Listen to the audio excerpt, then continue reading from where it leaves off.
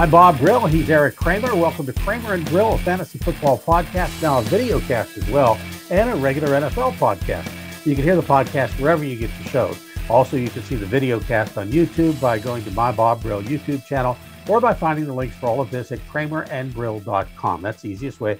Go to our website. All the links are right there on the homepage, kramerandbrill.com. Well, this offseason, each week we're taking a look at each NFL team as they prepare for the draft in the upcoming year. This week, our guest is Joe Person, who covers the Carolina Panthers for The Athletic.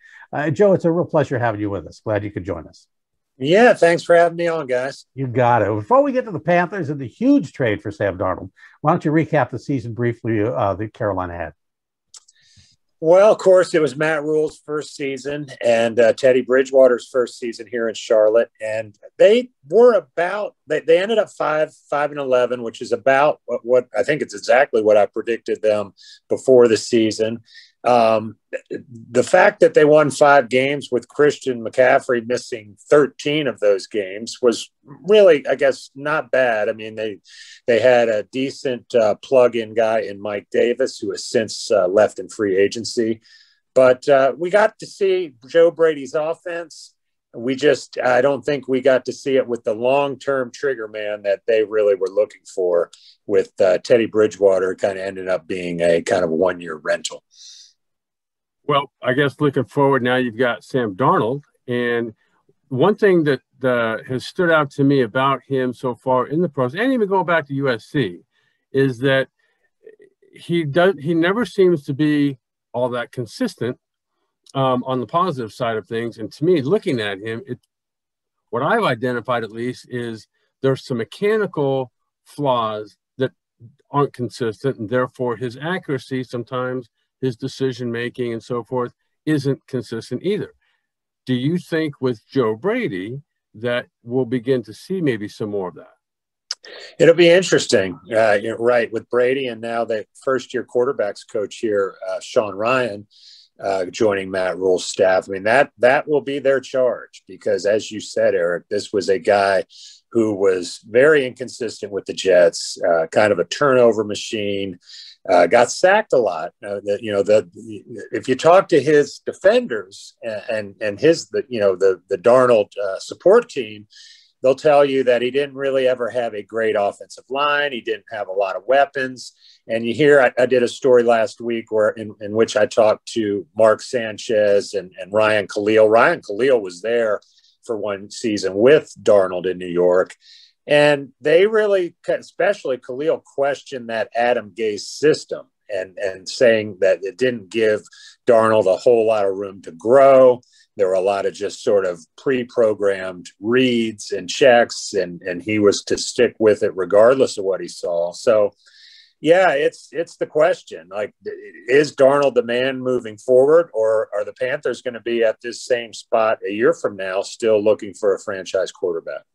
Well, the other thing is, too, I believe they're picking number 8 in the draft, and there's going to be probably maybe 1 or 2 good prospect quarterbacks there. Is that where they go in the first round, or do they trade back or or go some other route, maybe going for something else that they need? They're really trading for Darnold really did set them up in that number 8 spot to be flexible. That if a Justin Fields, for instance, falls to them at 8, they might pull the trigger on him and let the two of Darnold and Fields kind of, go at it and compete for that position and sort of see which one of them, looks like the best bet. So, and the other thing, too, is if you take a quarterback there, kind of like what the Packers did last year with Love, albeit a lot later in the draft, if it ends up Darnold wins the job, then you've got a market to trade Fields or trade Lance or whoever it may be. So, and that trade could happen, as you said, Bob, this year during the draft. I think they're sitting there at 8. You've got the Broncos at 9, the Patriots at 15, maybe even Washington farther down that might be interested in coming up. And Scott Fitter, the new GM here, comes from Seattle, where you guys know they have a history of trading back, stockpiling more draft picks. So I think if they stay at 8, they're looking at either, unless it's Fields, a left tackle or a corner. lot of good corners in this draft. And it's kind of a position I don't think gets a lot of attention, but Patrick Surtain, J.C. Horn is a guy here in the Carolinas, South Carolina. And then finally, Caleb Farley, albeit with the injury history and those risks associated with it. Has the scenario come up because Atlanta sits at 4? Now, I know Atlanta, in terms of just the NFC South, is not one of the stronger teams right now. But I have heard the name Kyle Pitts thrown around as possible selection for them as sort of this kind of hybrid type new chess piece tight end.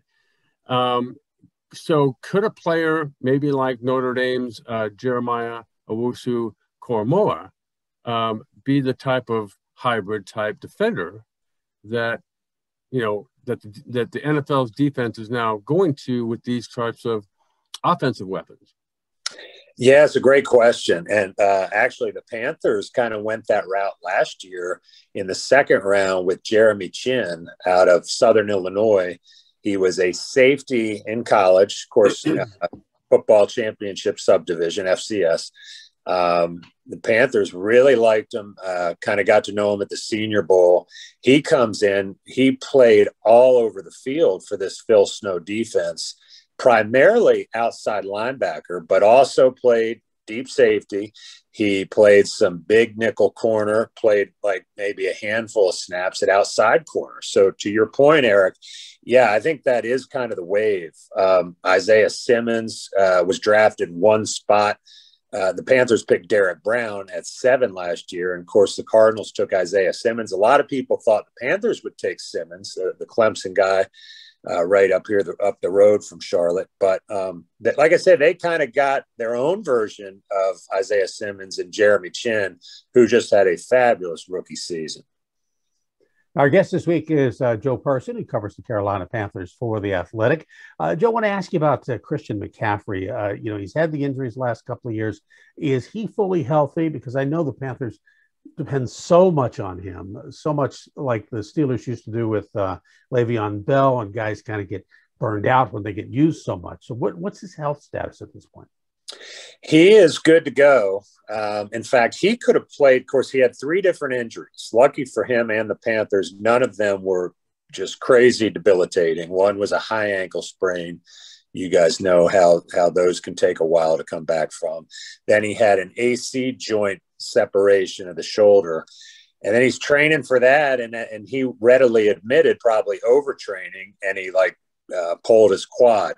Toward the end of the year, there's, I think, about 3 games left, and he was he was ready to come back. And I think at that point, Matt Rule and at the time Marty Herney, GM, and they just said, no way, we're not going to play you. It's not worth it. And kind of sat him down for the rest of the year. So, you know, McCaffrey told us in a Zoom call at the end of the season that he was going to try to be smarter, that sometimes he was his own worst enemy by overtraining. We'll see. I mean, he's a guy that I think part of him being kind of a smaller guy coming out of Stanford has always felt the need to just, you know, maximize every rep he can get in the weight room. But I think he's right that I think it would probably serve him better at this point to dial that back a little bit, just so he can get through. I mean, they can't have him, you know, missing another season like last year. I mean, they paid him more money than any other running back in NFL history. He's got to play, and so he's got to be smart. And the Panthers have to be smart with him too. One of the, you mentioned interesting listening to your take on that, because it was when I was playing, what ended my career was a neck injury. And I began training with this, I guess you'd call them a physical therapy clinic out in San Diego. And it was everything related to my posture and alignment that had nothing to do with my neck. And once that got resolved, it's amazing how much better I felt. And the first thought I had was, why didn't I do this 20 years ago? Mm-hmm. So I'm hoping, and at least in Christian McCaffrey's case, maybe that's something he will move towards incorporating more, whether it's yoga, Pilates, whatever. Anyway, to stick, I guess, more specifically still with the Panthers, and them losing Curtis Samuel, that to me seems like when McCaffrey went down, Curtis Samuel became the most versatile, dynamic player offensively.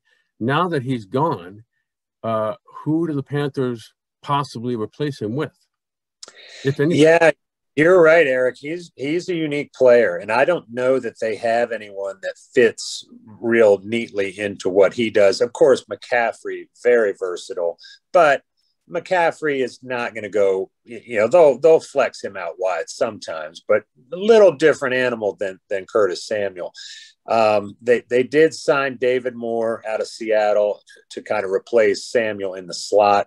Again, he is a terrific receiver. I don't think he brings you the things in the running game that Curtis Samuel did. So it'll be interesting to see how this offense goes without Samuel. I do think it'll be interesting too, looking at, Joe Brady had a pretty dynamic offense last year. They had four players with 1,000 yards of total yards from scrimmage. It was only like the fifth team in history that had that many, and that was without Christian McCaffrey. So I think the NFL and heck, maybe even owners across the league are interested to see what Joe Brady does with a full deck that includes McCaffrey. Remember, Brady interviewed for 5 of the head coaching jobs last year, just coming off his first full season as an NFL coordinator. They really beefed up, or at least tried to beef up the defense this year. They went out and got defensive end Morgan Fox from the Rams. It's kind of hard to get noticed when Aaron Donald's playing next to you. Hassan Reddick, they picked up a linebacker, also Rashawn Melvin at corner. Was that the main focus of their offseason? I know they also tried to build the offensive lineup as well. Yeah, they brought in some pieces along the offensive line. But like I say, a lot of those guys are sort of more journeyman type players, which I think is why if a Penei Sewell is available at 8, they go get that Oregon left tackle and build around him and give, whether it's Darnold or whomever becomes the franchise quarterback, got to have that protector. Defensively, yeah, you mentioned it. This is a team, if you guys remember last year, they made modern NFL history by using all 7 draft picks on defensive players.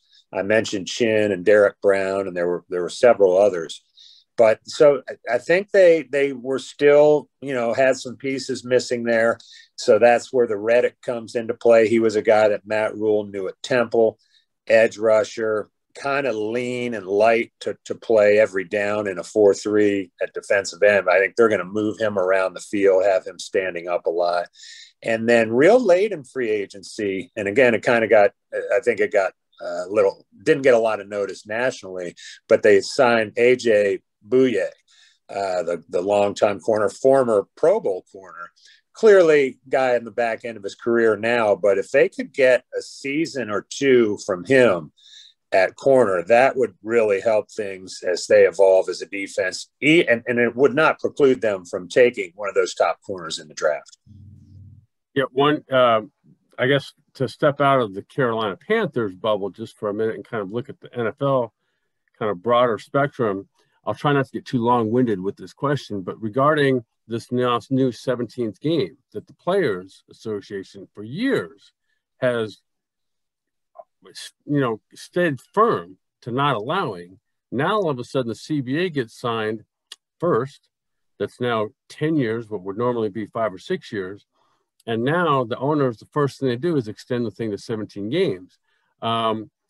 Is there sort of a feeling around the league and amongst the players that DeMaurice Smith in some way has kind of sold them out by, I guess, again, this long-term CBA deal? Was it that beneficial for the players or the owners?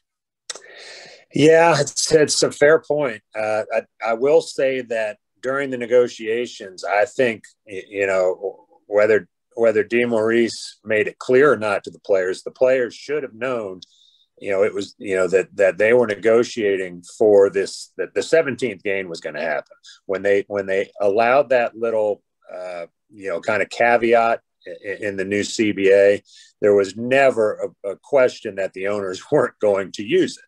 And you know, does the rising tide, you know, does it lift all boats in terms of salaries for the players? What should this year, of course, being so weird with COVID. But that's 17. I mean, we've already seen the negotiating with the new TV deals and what that brought. Just again, record numbers per usual. But yeah, I don't love it. You know, as a kind of traditionalist, you know, and with the health and safety in mind. But you know, now the record books are going to be screwy, and you know, you go from 16 games to 17, and we're probably not far away from the next one getting to 18 games. And I don't like it. All the head injuries that we've seen in recent years, it just seemed to me a case of you know, too much.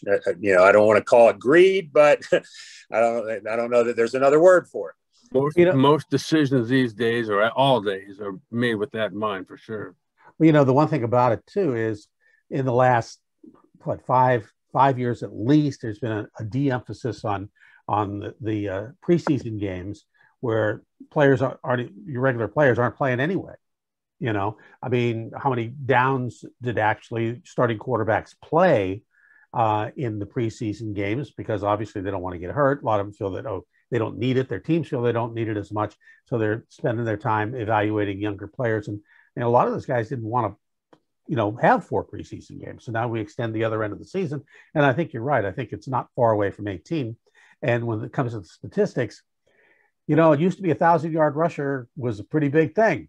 And now with 18 games, that's like 50, 60 yards a game. And that's not really that much.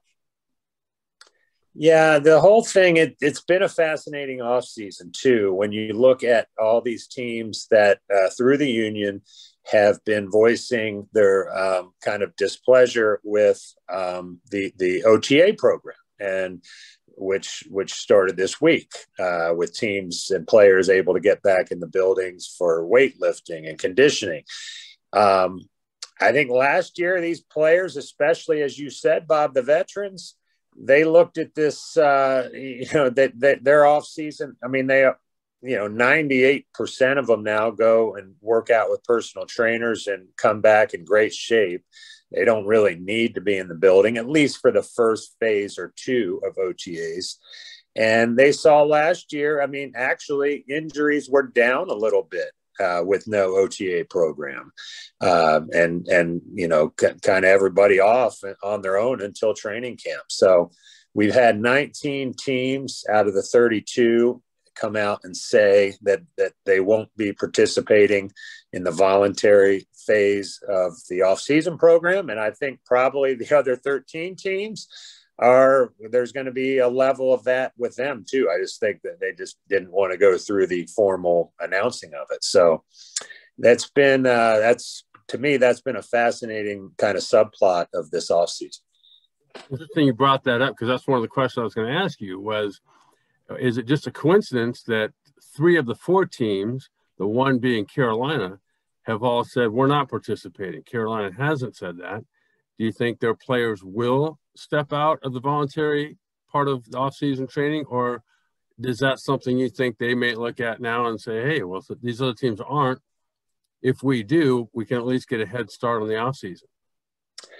Yeah, I mean, there are actually a couple of their young players this week on social media were kind of saying, like, you know, in their own way with gifs and memes, were suggesting that, hey, this, just as you suggested, Eric, this puts us a leg up on our competition. But, you know, this is a team that does not have a lot of veteran players. Like, I was talking to one of my sources within the organization, and it was like, you know, we don't have like a veteran laden team where guys are looking to, you know, kind of take the off season to themselves and do, as I said earlier, their own training. So it'll be interesting. I know the union is really going to emphasize kind of stepping out of that third phase of OTAs, the on the field program, where there's more risk for injuries, obviously.